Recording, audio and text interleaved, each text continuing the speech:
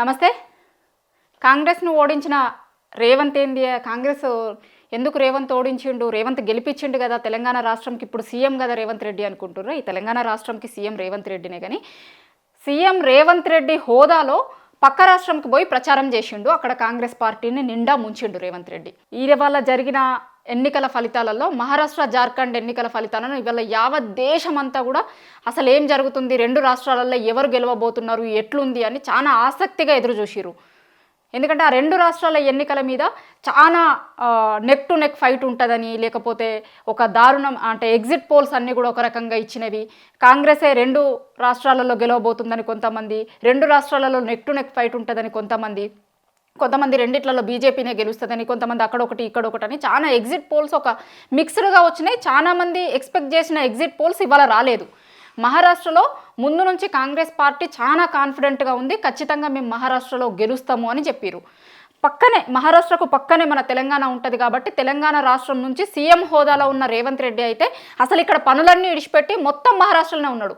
అసలు ఎప్పుడు ఈ మహారాష్ట్రలో ఎన్నికల ప్రచారం స్టార్ట్ అయినప్పటి నుంచి ఎప్పుడు సీఎం రేవంత్ రెడ్డికి సంబంధించిన ఏ షెడ్యూల్ ఉంది, ఇవాళ సీఎం ఎక్కడికి పోతుండు అని చూస్తే ఎప్పుడు చూసినా కూడా ఆయన మహారాష్ట్రలోనే ఉన్నట్టు కనిపిస్తుండే. రోడ్ షోలు చేసిండు, మీటింగ్లు పెట్టిండు, ప్రెస్ మీట్లు అటెండ్ చేసిండు. ఎన్ని రకాల ప్రచారాలు చేయాలో అన్ని రకాల ప్రచారాలు చేసిరాడు రేవంత్ రెడ్డి. అక్కడ ప్రచారంలో ఏం మాట్లాడిండో ఒక్కసారి చూడురు, చూసిన తర్వాత మిగతాది మాట్లాడుకుందాం మనం. ఎన్నికల ప్రచారం సందర్భంగా ఏం మాట్లాడిండు మీడియాతోని అనేది ఒక్కసారి చూద్దాం మనం. చూసిన తర్వాత మిగతాది చెప్తాను నేను మీకు. ఇది मुख्यमंत्री होदा पे मैं आज नरेंद्र मोदी जी और भारतीय जनता पार्टी नेता लोगों से मैं साफ साफ ये कहना चाहता हूँ, अगर सचमुच आपको हिम्मत है तो एक कमेटी फॉर्म कर दे के गवर्नमेंट ऑफ इंडिया से कोई मंत्री और ऑफिसर्स की एक कमेटी तेलंगाना को भेजो आज ही। अगर आने के लिए आपको किराया पैसा नहीं है तो मैं हवाई जहाज भेजूंगा, अब दिल्ली में रहा तो दिल्ली को भेजूंगा, या नहीं तो मुंबई में रहा तो मुंबई को हवाई जहाज में भेजूंगा। अब एमएसपी के साथ साथ 500 रुपये बोनस हम दे रहे हैं, हर किसान के खाता में हम लोग 500 रुपये अभी डिपॉजिट करते जा रहे हैं 1 मेट्रिक टन के लिए। तो ये सब सारे जो गारंटी हम लोग तेलंगाना राज्य में दिया हुआ है चुनाव से पहले, ये 11 महीने में ये सब सारे लागू किए। మహారాష్ట్రకు పోయి ఏం చెప్పారంటే 11 నెలల్లో ఇంకొక వన్ మంత్ అయితే సంవత్సరం అవుతుంది తెలంగాణలో కాంగ్రెస్ పార్టీ అధికారంలోకి వచ్చి. 11 నెలల్లో కాంగ్రెస్ పార్టీ ఇచ్చిన అన్ని గ్యారంటీలను 6 గ్యారంటీలు ఇచ్చినాం కదా, 6 గ్యారంటీలను అమలు చేసినాం, ఇస్తామన్న ప్రతి హామీని కూడా నెరవేర్చినాం. కావాలంటే చూడుర్రి, ఆ రాష్ట్రానికి సంబంధించిన సీఎం హోదాలో వచ్చి చెప్తున్నా, నేను మీకు మాటిస్తున్నాం. ఇక్కడ మమ్మల్ని గెలిపిస్తే కనుక తెలంగాణలో ఎట్లాంటి పాలనను కొనసాగిస్తున్నామో, తెలంగాణలో ఎట్లయితే మేము ఇచ్చిన అన్ని హామీలను నెరవేర్చినామో ఇక్కడ కూడా అట్లనే నెరవేరుస్తాము అని అన్నాడు. ఇది ఈయన చెప్పేది వింటే ఏం గుర్తొస్తుందంటే, నాకు తెలంగాణలో సామెత ఉంటుంది, అమ్మకు అన్నం పెట్టాడు కానీ చిన్నమ్మకు బంగారు గాజులు చేయించుతామన్నాడట. గట్లనే ఉంది. తెలంగాణలో ఏమిచ్చిర్రు మీరు, 6 గ్యారంటీలు అమలు చేసిర్రా, ఏం చేస్తుర్రు, ఇచ్చిన హామీలు ఏమైనాయి అంటే సమాధానం చెప్పరు. కానీ మహారాష్ట్రకు పోయి మాత్రం మేము తెలంగాణలో అన్నీ చేసినాము, ఇక్కడ చేయడానికే లేదు, ఇక్కడనే ఏం చేయలేదు, కానీ ఇక్కడ మేము తెలంగాణలో అన్నీ చేసినాం, అక్కడ కూడా గెలిపియ్యి, అక్కడ గెలిపిస్తే మేము అన్నీ చేస్తాం, తెలంగాణలో ఎట్లయితే చేసినామో, ఇందిరమ్మ రాజ్యం ఎట్లయితే తీసుకొచ్చినామో, ప్రజాపాలన ఎట్లయితే కొనసాగిస్తున్నామో గట్లనే ఉంటుంది మహారాష్ట్రలో కూడా అని చెప్పి నమ్మించే ప్రయత్నం చేసిర్రు. ఎక్కడెక్కడ చేసిండి ఈయన ప్రచారం, మహారాష్ట్రలో మొత్తం తెలుగు వాళ్ళు ఎక్కడైతే ఉంటారో అక్కడ చాలా చోట్ల, ఏ చోట్ల కూడా ప్రచారం చేసిండో చెప్తాను నేను మీకు ఇప్పుడు. చంద్రపూర్లో చేసిర్రు, నాగ్పూర్లో చేసిర్రు, షోలాపూర్లో చేసిర్రు, వర్లీలో చేసిర్రు, రాజురాల్లో చేసిండు. ఏ హోదాలో చేసిర్రు అంటే సీఎంతో పాటు పార్టీ స్టార్ క్యాంపెయినర్ హోదాలో చాలా చోట్ల రోడ్ షోలు చేసిర్రు, మీటింగ్లు పెట్టిర్రు. ఇంకొకటి కూడా చేసిండు ఆడ. ఇక్కడ నిన్న చెప్పుకున్నాం కదా మనం, అదానితోని ఎట్లా దోస్తాని చేస్తుర్రు, అదాని దగ్గర నుంచి పార్టీ ఫండ్స్ ఎట్లా తీసుకుంటుంటేనే మహారాష్ట్రలో పోయి అదాని మీద కూడా మాట్లాడిండు. అక్కడ పోయి అదాని మీద కూడా ఏం మాట్లాడతాడు, మొత్తం అసలు మహారాష్ట్రని ఆ ధారావి అనే స్లమ్ని మొత్తం కూడా అదానికి దారాదత్తం చేయబోతున్నారు, మొత్తం దేశాన్ని దోచిపెట్టబోతున్నారు అదానికి అని అక్కడొక మాట ఇక్కడొక మాటలు మాట్లాడుతుండు. మహారాష్ట్రలో ఒక మాట మాట్లాడిండు, తెలంగాణలో చేస్తుంది వేరు, అదాని పట్ల ఈయన మహారాష్ట్రలో చేస్తుంది వేరు. మహారాష్ట్రలో పోయి అది కూడా మాట్లాడిండు. ఏ చిన్న అవకాశాన్ని కూడా వదిలేయకుండా అన్ని అవకాశాలని అన్ని రకాలుగా కూడా ఎట్లా చేసింది, మేము ఎట్లా ఇక్కడ అధికారంలోకి వచ్చిన తర్వాత ఏం చేస్తున్నాము, మీకేం చేయబోతున్నాము అనేటువంటిది మొత్తం చెప్పిర్రు ఆడికి పోయి. కానీ మహారాష్ట్ర ప్రజలు చాలా తెలివైన వాళ్ళు కదా, నమ్మలే. ఎందుకంటే పక్కన తెలంగాణను చూస్తున్నారు కదా, తెలంగాణను చూస్తున్నారు, అటు పక్కన ఉన్న కర్ణాటకని చూస్తున్నారు. నేను సీఎం హోదాలో వచ్చి మాట్లాడుతున్నాను కూడా చెప్పిండు ఈయన, మేము మొత్తం చేసినాము అట్లనే ఇక్కడ కూడా చేస్తాము అని చెప్పిండు. చెప్పినప్పుడు వాళ్ళు ఏవి కూడా నమ్మలేదు. ఇంకొకటి కూడా దీంట్లో మనం ఈయన ఎక్కడెక్కడైతే ప్రచారం చేసిండో అక్కడ మొత్తం ఓడిపోయింది కాంగ్రెస్ పార్టీ. ఎక్కడెక్కడ తెలుగు వాళ్ళు ఉన్నారో, ఎక్కడెక్కడ నేను నా పరపతి ఉంది నేను వచ్చి ప్రచారం చేస్తా అని పోయిండో అక్కడక్కడ మొత్తం ఓడిపోయింది కాంగ్రెస్ పార్టీ. ఎంత దారుణంగా ఓడిపోయిందంటే పవన్ కళ్యాణ్ కూడా అక్కడ ప్రచారం చేసిండాడ. పవన్ కళ్యాణ్ ప్రచారం చేసిన ప్రతి చోట కూడా గెలిచిరు. పవన్ కళ్యాణ్ రాజకీయ అనుభవం ఎంత, ఈయన రాజకీయ అనుభవం ఎంత? చివరికి పవన్ కళ్యాణ్ ముందు కూడా నిల్చోలేకపోయింది ఈయన. పవన్ కళ్యాణ్ ప్రచారం చేసిన ప్రతి చోట తమ పార్టీ తరపున ఏం చేసినాం, మేము ఏం చేస్తాం అనేది చాలా స్పష్టంగా చెప్పగలిగిండు. జనాలు నమ్మిరు దాన్ని. ఈయన కూడా చెప్పిండు, కాంగ్రెస్ పార్టీ అధికారంలోకి వస్తే మేము ఏం చేస్తాము, పక్కనున్న తెలంగాణలో ఏం చేస్తున్నాము అని చెప్పే ప్రయత్నం చేసిండు. కానీ జనాలు నమ్మలే. ఇంకోటి కులగణనను కూడా చెప్పిర్రాడ, కులగణనను కూడా వాడిర్రు. అసలు కులగణన మన దగ్గర స్టార్ట్ అయినప్పుడే మహారాష్ట్ర ఎన్నికల ప్రచారం కోసమే ఇది స్టార్ట్ అవుతుంది అనే ఒక ప్రచారం కూడా జరిగింది.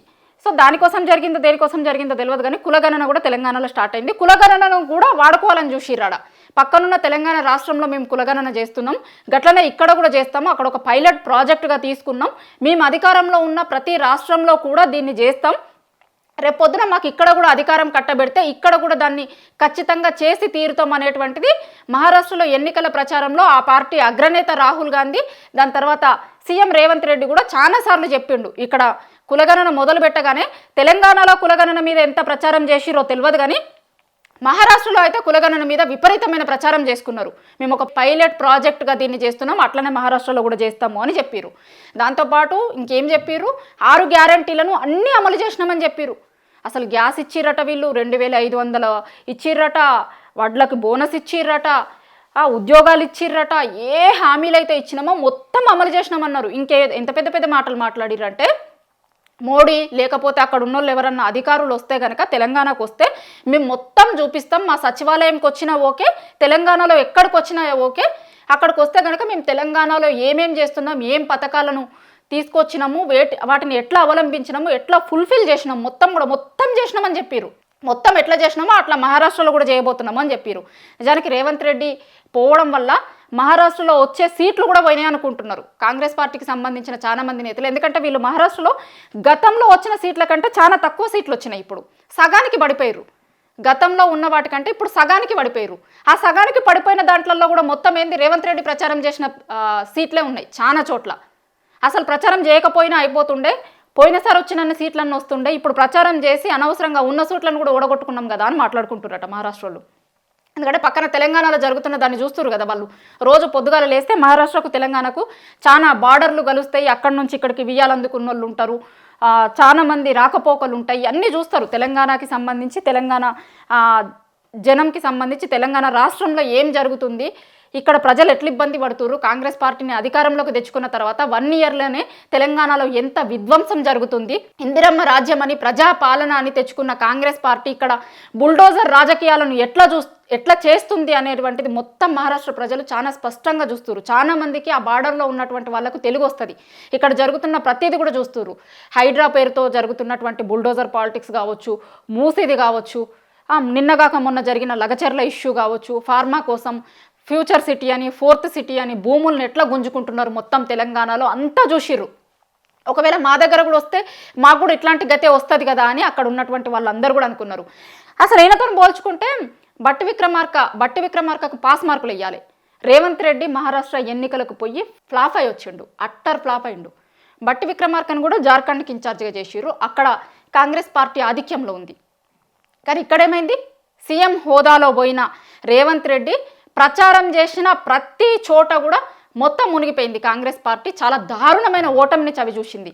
మహారాష్ట్ర ప్రజలందరూ కూడా రేవంత్ రెడ్డి చెప్పిన ఏ ఒక్క మాటను నమ్మలేదు. ఎందుకంటే తెలంగాణలో చూస్తున్నారు కదా, తెలంగాణలో ఎట్లాంటి పాలన ఉంది, తెలంగాణలో ఎట్లా ప్రజలందరూ ఇబ్బంది పడుతుర్రు అనేటువంటిది చూసి ఎట్టి పరిస్థితుల్లో మనం అస్సలు వేయొద్దు కాంగ్రెస్ పార్టీకి. అయితే రేవంత్ రెడ్డి వచ్చి చెప్పిండు కాబట్టి ఇంక అస్సలే వేయొద్దు అనుకున్నట్టున్నారు. ఎందుకంటే ఈయన ప్రచారం సందర్భంగా కూడా ఏం చెప్పిండంటే, మేము ఇచ్చిన గ్యారంటీలు మోదీ గ్యారంటీలు లాంటివి కాదు, కాంగ్రెస్ పార్టీ గ్యారంటీలు ఖచ్చితంగా ఇచ్చే గ్యారంటీలు.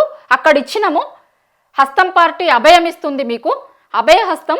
మేము ఎట్లయితే తెలంగాణలో చేసినామో అట్లనే మహారాష్ట్రలో కూడా చేస్తాం, కులగణన చేస్తాము, మేము ఇచ్చిన హామీలన్నీ కూడా నెరవేరుస్తాము అని చెప్పారు. కానీ ఏ ఒక్క మాటను కూడా రేవంత్ రెడ్డి చెప్పిన ఏ ఒక్క మాటను కూడా నమ్మలేదు అనే విషయం చాలా స్పష్టంగా అర్థమవుతుంది. ఒక రకంగా మహారాష్ట్రలో ఎన్నికల ఓటమికి రేవంత్ రెడ్డి కూడా అంతే బాధ్యత వహించాల్సి వస్తుంది. ఎందుకంటే సీఎం హోదాలో పోయిండినే, అల్లటప్ప మనిషిగానో ఇంకొకనో పోలేదు.